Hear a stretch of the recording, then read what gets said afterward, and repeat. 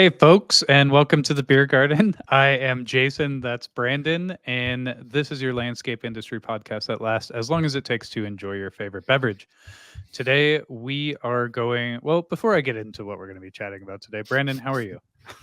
I'm doing pretty good. Thanks, Good, Jason. Thanks for good, man. checking. Yeah. And what are you drinking today?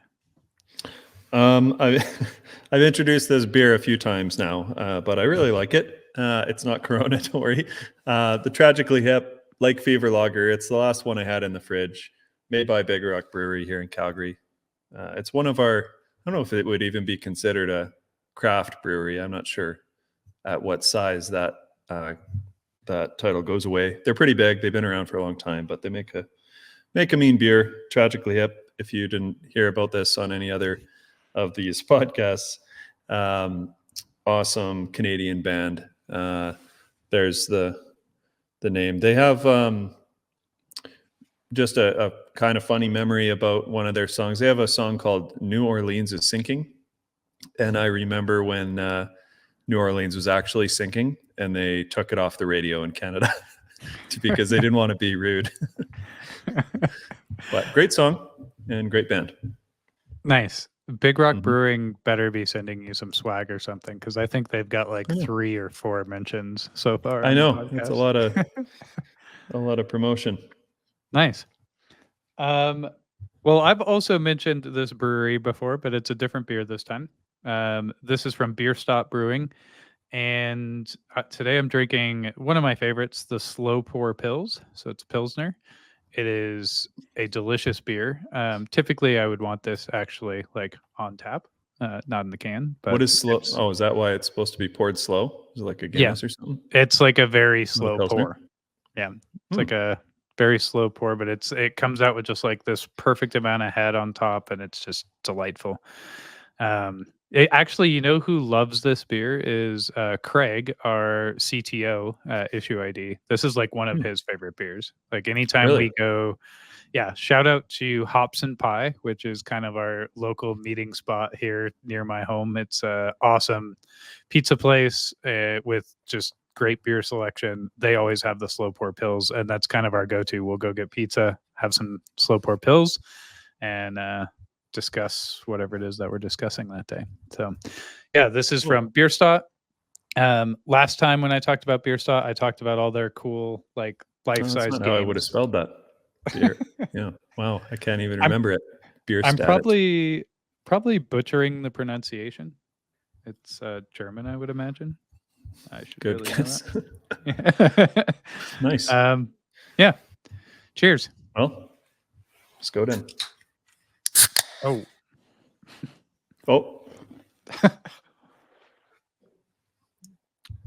That was weird. That happened to both of us. Yeah. How embarrassing. All right. Well, now that we've successfully got beer all over our keyboards and computers. Yeah. Today, we're going to be chatting about company vision and really just like funny timing to say that for some reason. After we dumped beer all over, you want to say your vision is. Yeah, you want to get nice and loose. Beer all over the place. I find that it's best to like have a couple drinks in you before you start thinking through and tackling your company vision. Usually this is like done around annual planning time. That's why we thought it would be an appropriate episode for when we're releasing this. You're kind of, getting ready to think about the new year, reflecting on the previous year. It's a great time to start tackling that vision component.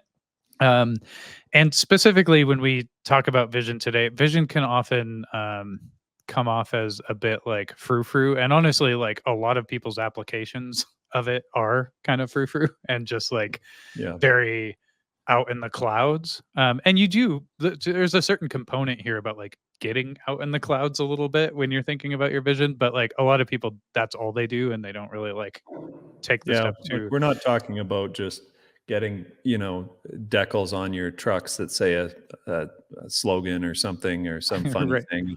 It's like literally we'll give some great examples here of like where the rubber meets the road with this, where how it's actually used, what how to come up with one with your staff, like these kinds of things, and what the advantages actually are for different sizes of companies. Yeah, what specific things a good vision should include, um, kind of like understanding your company why, and yeah, like you said, like tangible action items around like aligning your team, and moving forward with this. Cool. So right out of the gates, I guess like let's just dive into the why behind it, why it matters, and what it should include, those sorts of things. So, um, I think the why is pretty simple. It's like you've anytime you're leading a team, and even without a team, right? Like even if it's you're a solo entrepreneur, Like, you're what out are there you by aiming yourself. at? Yeah, Yeah, it's your where are you going? Like you got to be driving right. towards something. Otherwise, you're just gonna Hmm. keep doing the same thing in and out every single year. It's gonna feel like you're on a hamster wheel. You've like got no way to measure success, really, right? Like Right.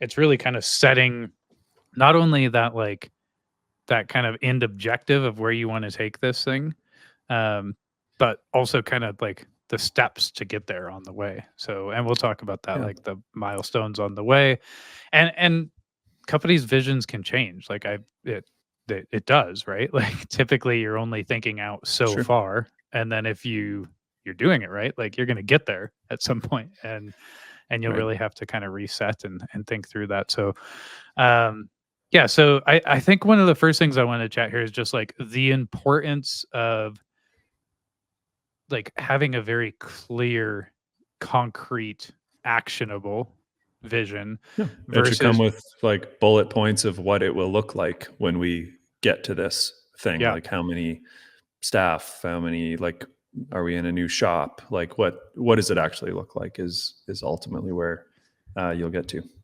yeah, and I think like a lot of people think of vision as just like a vision statement. That's certainly part of it.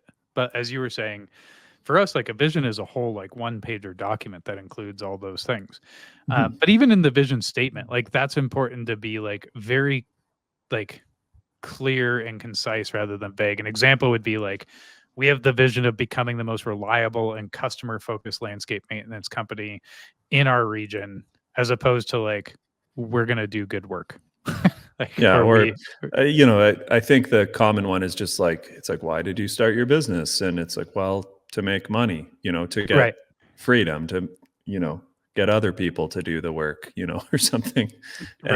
And ultimately, that could be that's certainly part of it. Like profit's not a dirty word or anything, but it's something to rally the troops around. Like let everybody know this is where we're going, and that's where the real success of having something like this in place comes from. It's a real thing that you're working towards with your team, right? Yeah.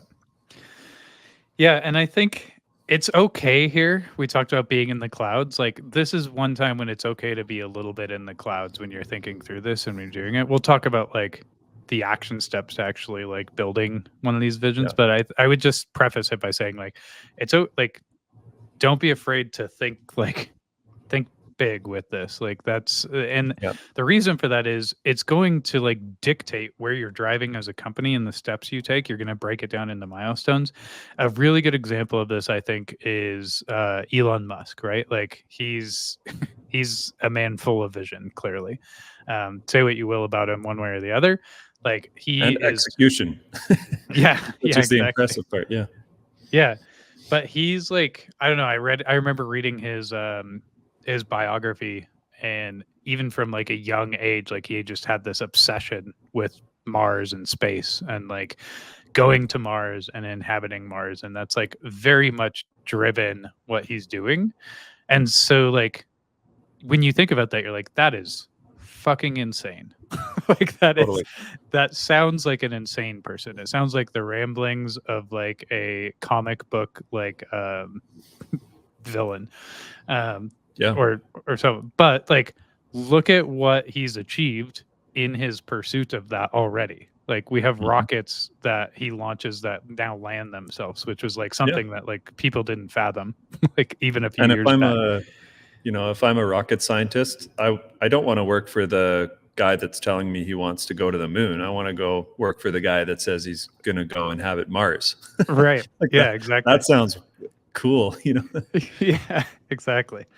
So yeah, sounds crazy, but it's about setting something a bit lofty, that like, is going to drive and inspire people and you. Like that's another thing. Like I don't know if we've talked about it. I think probably mentioned it a couple times. Business is fucking hard.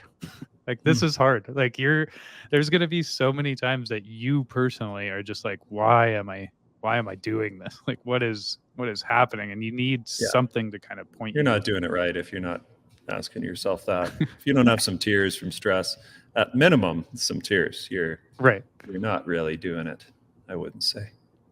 Right. Yeah. Do we want to talk about like some of the things that like a good vision includes? You mentioned a few, but do you want to talk about some of those? Sure. Yeah. I mean, ACA has a pretty clear one. Why don't you just run us through briefly how you came up with it and what it is? Well, yeah, how I came up with it, when I'm doing like my annual planning, which if anyone I do lives in Denver, by the way, pay attention. apply it. Cut above landscape. Right. .com.denver or whatever. I don't know. I don't know what your website is. When I was first, like how I came up with it, basically it was during an annual planning session. This was back when I did the annual planning myself. Like I didn't really have a leadership team yet. But what I would like to do is just like go off into the woods, which is so stereotypical for the annual planning thing. But I just like would get a cabin away from everything. Yeah, off the grid. Colorado. And I would just like in this 4Runner or Subaru. Yeah, exactly. Yeah. You know Denver well. But I rented this cabin for a couple days. I knew that like my primary focus was I really wanted to establish this like vision. Obviously, I needed to do my budget for the next year and the goal. But before I even got into that, like this was the year I wanted to kind of really think through this vision because I felt like I didn't really have a clear idea of where I was going. So the way I came up with it is I actually listened to the book Start With Why on the way up to this cabin. And spend some time in the cabin the first day just like taking notes on that. We'll get to that in a minute, but like I just felt like it was a good starting point, like understanding why it is that we're doing what we're doing. And then I just sat in that cabin and really thought through like what are the things that like currently inspire me, what are the things that like we already do well, what are the things that I would like for us to do better, like all those kind of simple things, right? And landed on just this idea of like we all know what we do and even how we do it probably, but like we mow lawns, we we maintain landscapes, we do snow removal. Like that's very simple, but the thing that like I think we do better than anyone else right now because of this vision is like we remove friction, like we make it really easy to work with a contractor, all those sorts of things. And so what I ended up landing on during that and our kind of vision statement is just very simply like adding hours to the day. Like that's the theme. Like we just want to add hours to the day. We want to make it like super simple to work with us, to remove tasks from your to-do list. And same thing, like the guides, like our mission with our employees, right? Like we want to make their lives more simple. We want to simplify things.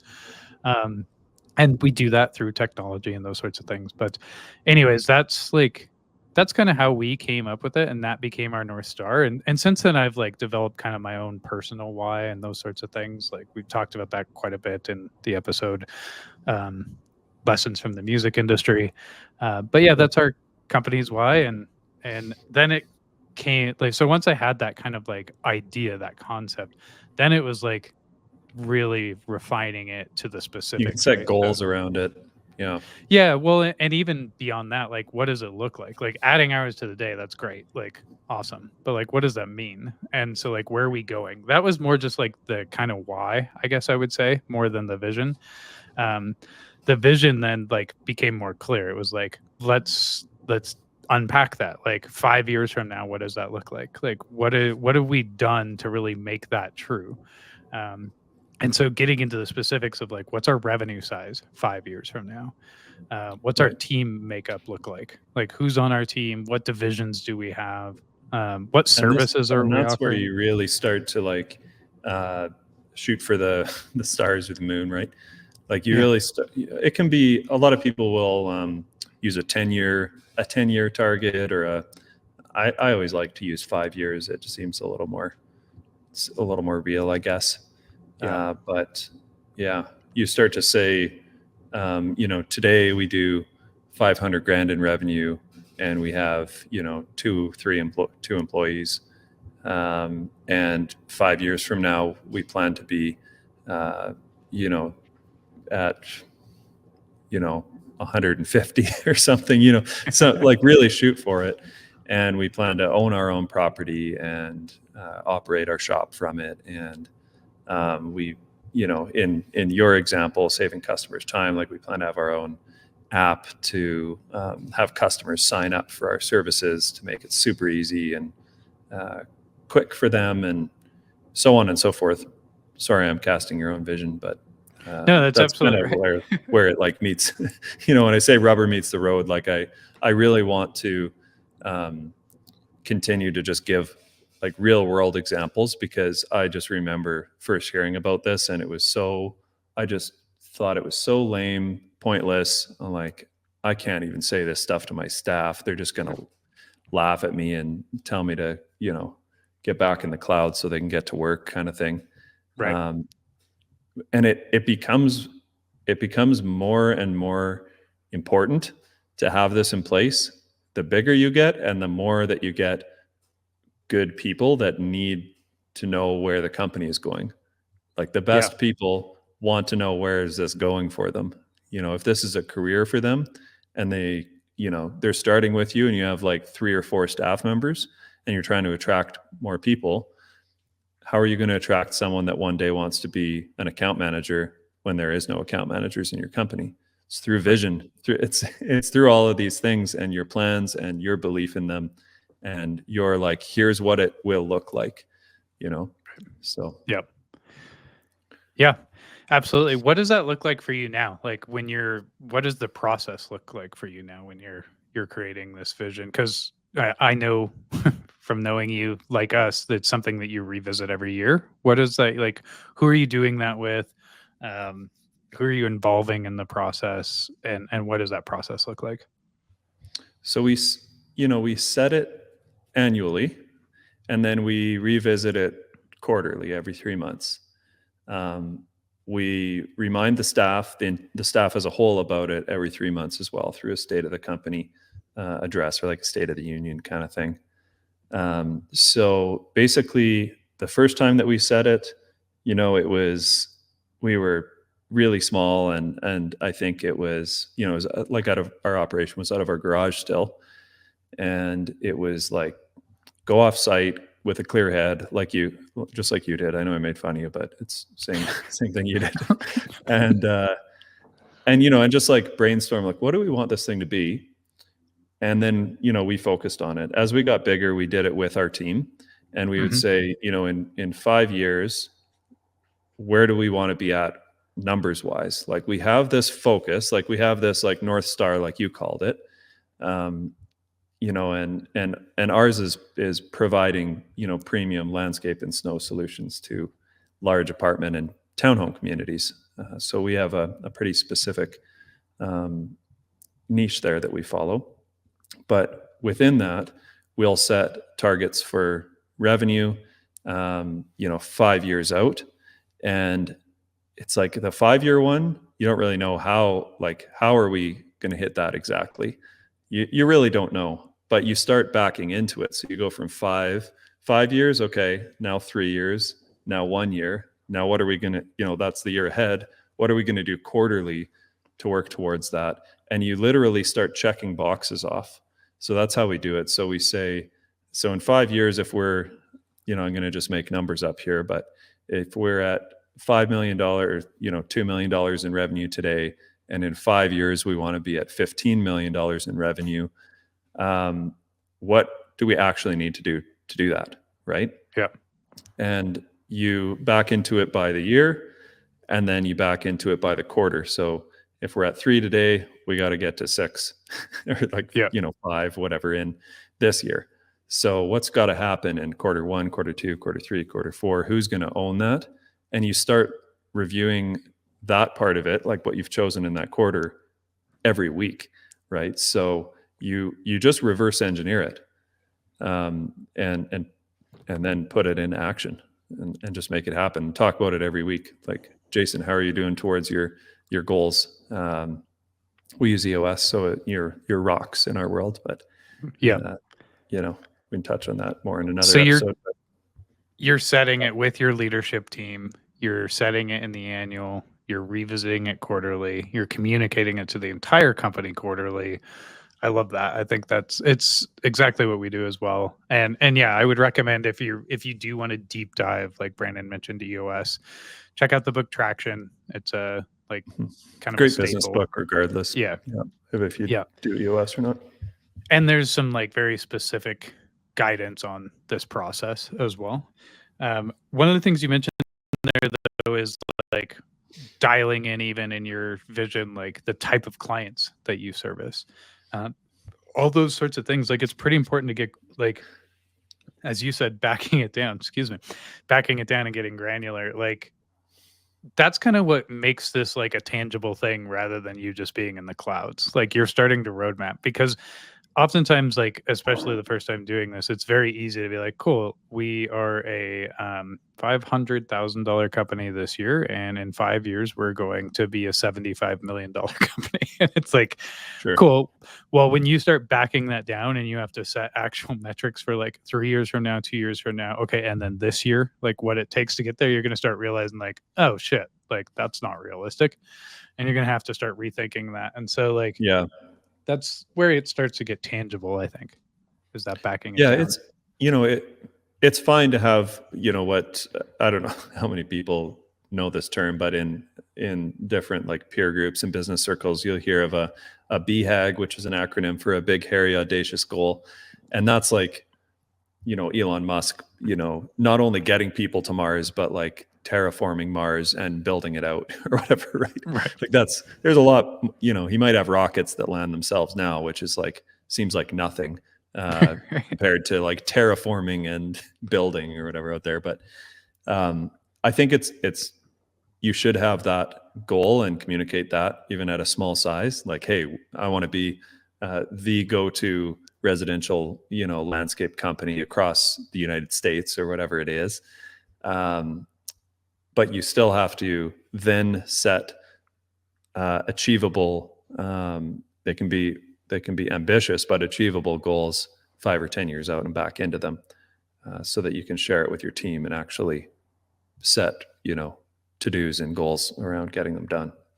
Right. Cool.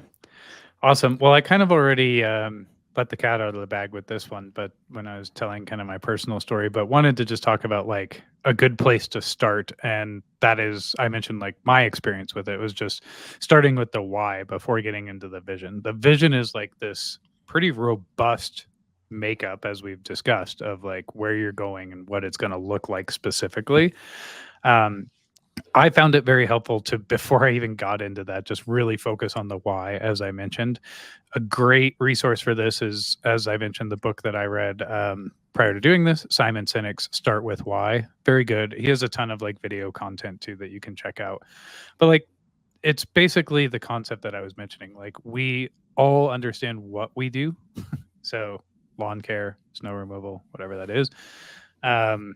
We oftentimes understand the how, but some of us might need to think through that as well. Like for us, this is like the process or the differentiator, right? So for us, it's using technology to make the customer experience more seamless, right? Like it's not just providing landscaping and snow removal. It's like we leverage technology, we remove friction wherever possible in the process. And then you can get to the why, which is like, this is the core belief of the business. So for us, we believe in adding hours to the day, right? Like that's the why. And I just found that very helpful to start there, to before even getting into this vision, because there's so many possibilities when you start thinking 5 years out, even. And it's very easy to just get lost with all these different things, especially if you do have that kind of traditional, I don't know, visionary mindset. Like, it's easy Mhm. to get lost in all these different directions. So really focus in on like why. And if it's just you, like, great, that's awesome. Why are you Yep. doing what you're doing right now? Like, why do you wake Yep. up and do this every day? And then you can start to get into the like, what does that look like 5 years from now? So yeah, And it I can be found it very simple too. Like it doesn't need to be.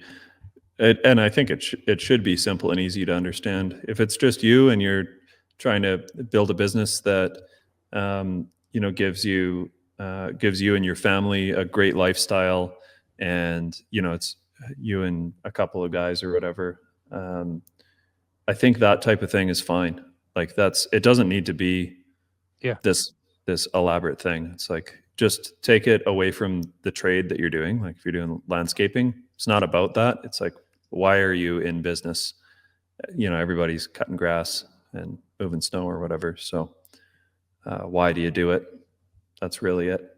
And right. then you use that in it starts to become tremendously helpful once you get it into like job ads and recruiting and interviewing, because you Yeah, start to really stand out, right? Like you're talking about um, your purpose for doing this thing rather than just like, hey, we cut grass pretty damn good, like, and we all know how hard it is to find great staff uh, these days, especially. So it really, those kind of things really make you stand out.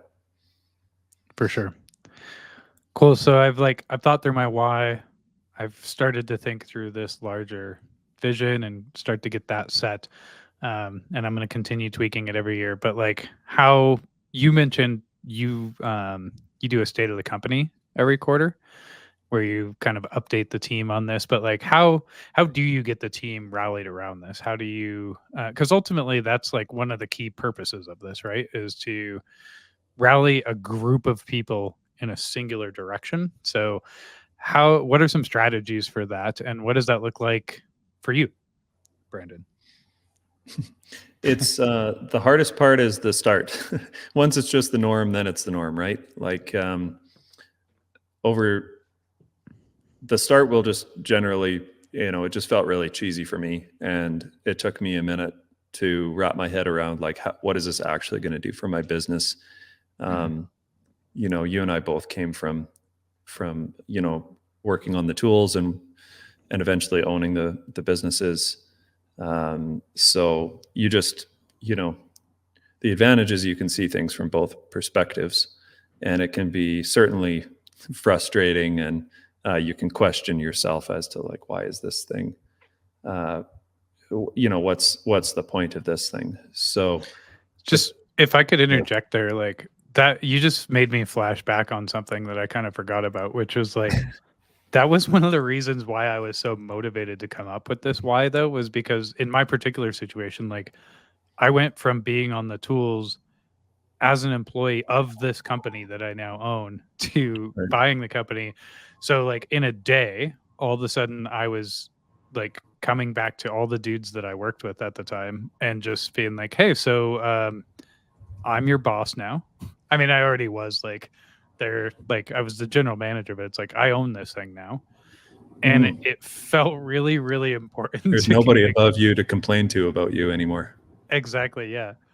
And so it felt pretty important to be like, okay, well, what does this mean? Like, what is that? What does it look like? Like in that situation, I felt kind of forced to like figure this thing out, right? Because it's like, is it just going to be, and certainly for me, the first year, it was just like, we're just gonna fucking hold on and like ride this thing out and get through this first year, and then we'll like really kind of like solidify as we move forward. But then it became pretty clear, like, I need to give these guys something. Like, I need to, like, I, I was just a dude digging holes with them like a year ago. Right. Yeah. So, I mean, what this actually looks like, we have a document that is shared with, again, our leadership team, which is, basically it's like if you have an operations manager, if you have just crew leaders, like whoever you would consider. It's very different depending on company size. If you're smaller, it might just be you and that crew leader that's been with you for the longest time, that's always got your back, and you can sit down and talk business with. If you have a business partner, obviously they'd be included. As you get bigger, it's your operations manager, your, if you have CFO, whatever, like kind of the top of your org chart would be your leadership team. And you fill in, like what this looks like, especially from 3 years, 1 year, and quarterly, and then a state of the company, state of the union, whatever you'd like to call it, when you basically cast this vision for all of your staff in the company, from laborers up. You're talking about what it looks like. And so where have we been? Where are we now? And where are we going? Right? That's ultimately what people want to know. It's pretty simple. Where have we been? What did we do last quarter? Like, what did we accomplish? What were our goals? Which ones did we hit? Which ones did we miss? Generally, it's in a pretty positive light, as long as it can be. And what were some accomplishments? Like, did we have some anniversaries? People, hit their 1 year with us, their 3, their 5 years with us. Let's celebrate that. You talk about things like that. We won some great contracts. We lost this one, so on and so forth. This is where we have been. I'll throw back things to, like, where were we 5 years ago, or 2 or 3 years ago? Numbers are good, as long as everyone can understand them. It's like today we have 100 contracts. 3 years ago we had 30. And it's like, oh shit. it puts into perspective for everyone, especially, in particular new staff that maybe have joined in the last little while, how fast this thing is growing and how we're doing. You talk about where we're at today. What are we working on? What's the office do? These guys even do any work? They just sit on their computer all day. We do all the work. You're telling them, like, hey, we're working on, we have a goal of finishing a training program this quarter. We plan to get some new company swag. We're working on this. We're working on that. Make it seem like the office is doing something. They always get a bad rap. That's why I say. And then where are we going, right? So towards our annual checklist that we've backed into, this year in our annual planning, we planned to achieve this many contracts. We planned to, like, here's the literal list. There's 25 things on it, or whatever, that we want this to look like by the end of the year. Here's the ones we've completed last quarter, and what we have remaining going forward. So we'll talk about all those things, and also hit on, like, a reminder of what the 3-year picture looks like. So we'll say, hey, we set our 3-year picture. We're a year into it now, so we only got 2 left, and we have 100 contracts today. We plan to have 425 on this date. It's not just like in 2 years, and it's always in 2 years or 1 year. It's like, by December 31st, 2027, this is what we're going to have, or whatever. Right. And when we have that, this is what it'll look like. We're going to need another account manager. We're going to need 3 more crews. We're going to need to piece off this role and have a training person, and we're going to have to move locations, and we're going to have this many trucks, and we're going to you're really literally painting a picture of what it looks like to operate a company at that time, and the effect it should have, because it's something, if you're going to say it, you better believe it, and you better be working towards it as the owner or the leader giving this information. What it does is everyone in the room, it rallies them all together, and for them, it tells them, like, what's in it for them. They're just cutting grass for a paycheck on Friday, or are they working towards something that they can, become that new account manager that you talked about 3 or 5 years from now, and they can become, that new training person or whatever it might be.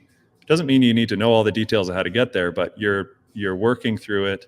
You're literally telling them the boxes you're checking along the way, and the right people that you are going to help you to get there are going to get excited by that, and want to serve the company to make it happen. Awesome. Yeah, that's a great point. I really like your rhythm with the state of the company thing. It's actually, to be honest, not something that we've really fully implemented is the state of the company update. And I think it's somewhere that we can really improve on this next year, is implementing that state of the company, because it's very easy for like the leadership team to get in the bubble, because all we do, like, we're the guys in the office, so generally like we're sitting around, Go like, home having early, pizza parties and dog it all drinking day. beer. Yeah, exactly. So Exactly. so it's like it's very easy to keep that very insulated, and then it doesn't have the rubber to the road impact that it could if you're spreading that through the company. Cool. Yeah. By the way, like that can look a lot different, in different companies. I think the key is to just start doing it. Like, you're going to suck at the first one if you're a bit of an introvert and you're not used to addressing your company and talking about these things. It's kind of like, just start doing it. You'll stutter and suck at it the first time, and it's just something you got to push through. It's just some public speaking stuff, right? I'm not very good at it myself, but you can do it in a few different ways. So if you're, depending on company size, again, if everybody's there, you have your 3 guys that meet at your garage in the morning, or you've got your hundreds of staff that you can rally on a Zoom call. You can do it in either. You can even record it. Like, I've done them where there was no easy way to gather all of the staff at a staff event or something like that. I've just recorded it before and then send the link out for everybody to watch. I really prefer to have some type of in-person. I think is the best at a staff event if you can. But I'm just saying, don't make that an excuse to not do one. Yeah. Get them in on some of the pizza and margaritas that the office is always just enjoying. Exactly. Yeah. There's a reason we're recording this at like nearly 8 p.m. We're busy all day working. Yeah. Exactly. Cool. I think that's great. I love that. Any last points on just kind of the rubber to the road stuff and aligning your team around this?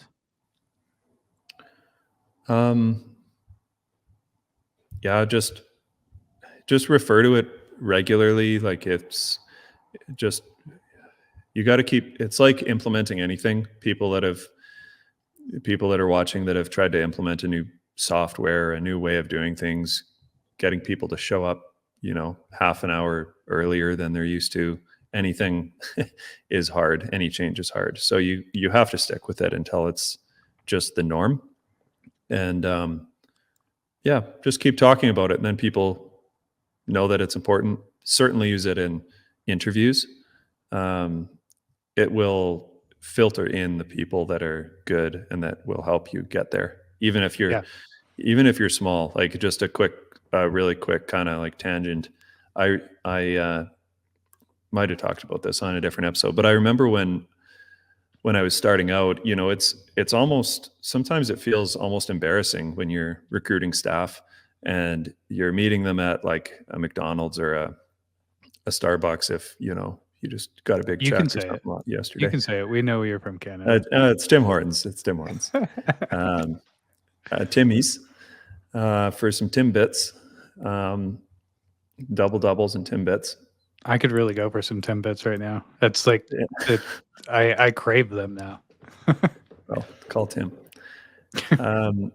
So, it's just, you're trying to attract good staff. There's bigger companies in town that have boardrooms and stuff. And you're like, hey, can you meet me at this McDonald's? You're coming in dirty clothes. And it's like, how am I going to attract this staff member with an awesome resume?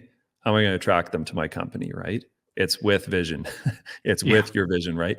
So what you can offer is you just tell the truth. The thing I would bullshit people and use, in emails talking to customers, you talk about like, oh, like we'll take care of that. It's like, it's only you. Like, who's we? Yeah. and our team, like this team will take care of it. Like, I'll get accounting on that or whatever. And the recruiting team. So, it's the same when you're talking to somebody. You just say, hey, like it's me and Parker running this thing right now. And, we started it out of my garage not that long ago. The plan is for us to really grow this thing. We focus on doing one thing well. We do condos. We're really, really good at it. We're working on getting this dialed in and that dialed in, and we could really use some great workers to help us build this thing up. We plan in 3 years, we plan to be, at 100 properties, and we plan to move into a new shop in a year, and we plan this and we plan that. And it can be out there, but like if you think about it, just that example from earlier, as a joke, but it's like, if you're a rocket scientist, I'd rather work for the guy trying to go to the moon or the Mars than go to the moon, right?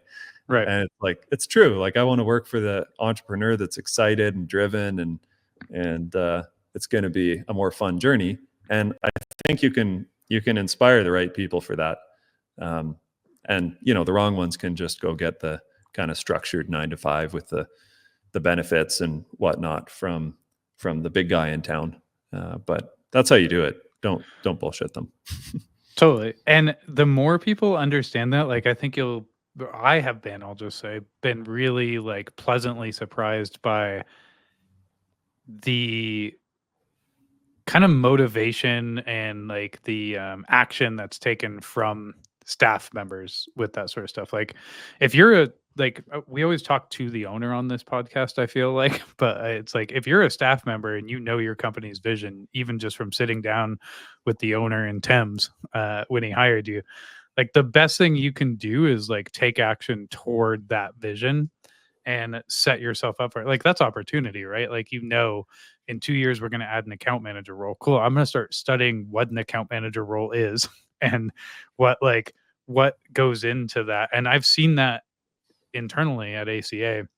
Like, we've had some great staff who like get the vision and understand it, and they're coming, like, they're just, oftentimes it's like a dude on the tools, like a laborer introductory role, who comes in, but he's just like, that vision clicks with him, and he's like, hey, so I started like taking this course on the weekends that's like, I'm learning all about like this particular thing because I really want to be in that role. And those are the people that like really crush and excel, and it's exciting to see that. And like, that's the sort of thing that like makes business fun and exciting to me, is it's like all of Yep. a sudden you've got this group of people that are like driving toward this thing.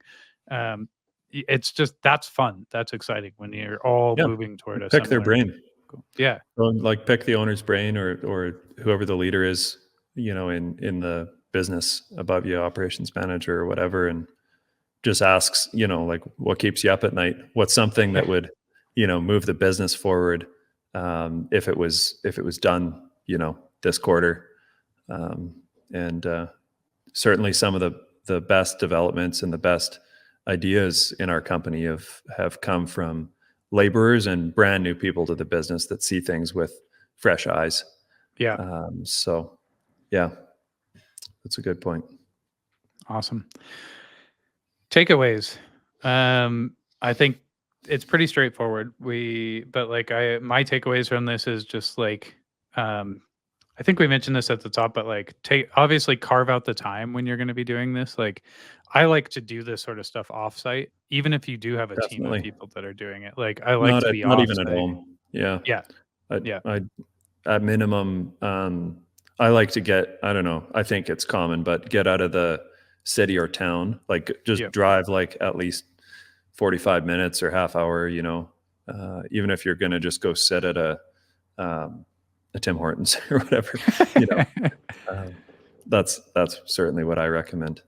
Yeah, it's just so much easier to like give yourself the like devoted time to focus on this. I mean, we do that even with issue ID, right? Like we maybe don't get out of the city every time, but it's like we'll definitely like even just as simple as like renting out or just commandeering a little like meeting room in a hotel lobby, right? Like Yeah, that's just go in there. They just think you're supposed to be there most of the yeah. time from our Especially now that experience. we've done it multiple quarters, I'm pretty sure they just assume that we work there. Yeah, I think so too. Shout out Catbird.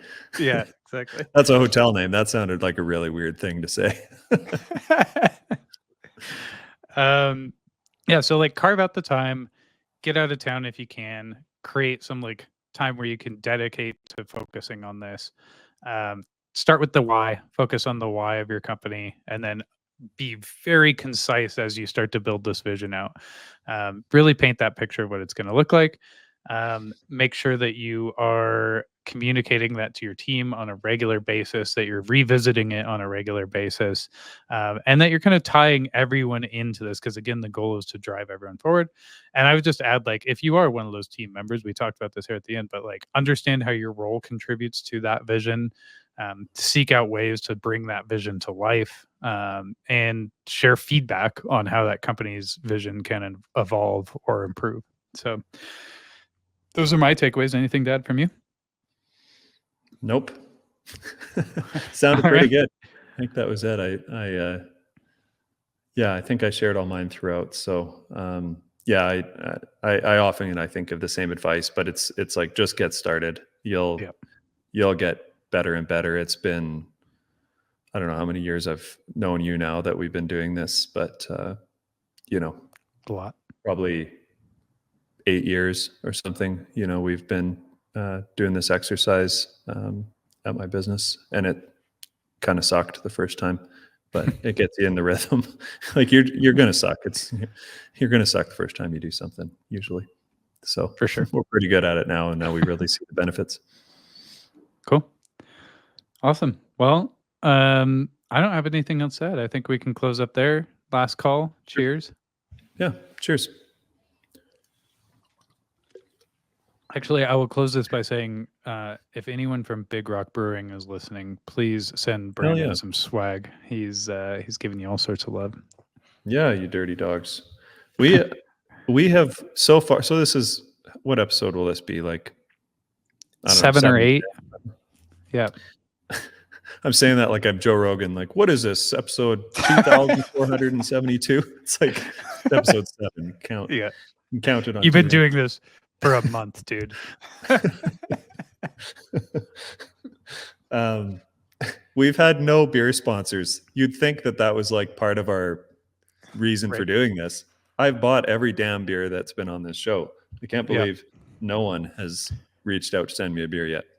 Hey, you know what is cool though? We started having a couple people who were commenting with the beer that they chose to drink when listening to the episode.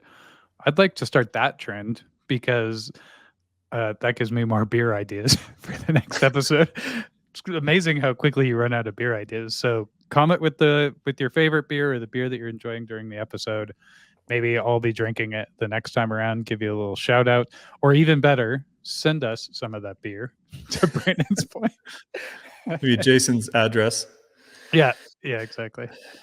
Cool. Well, thanks very much for tuning in. Please like, comment, and share. We're hoping to grow this thing. And as always, appreciate you tuning into the Beer Garden. Cheers.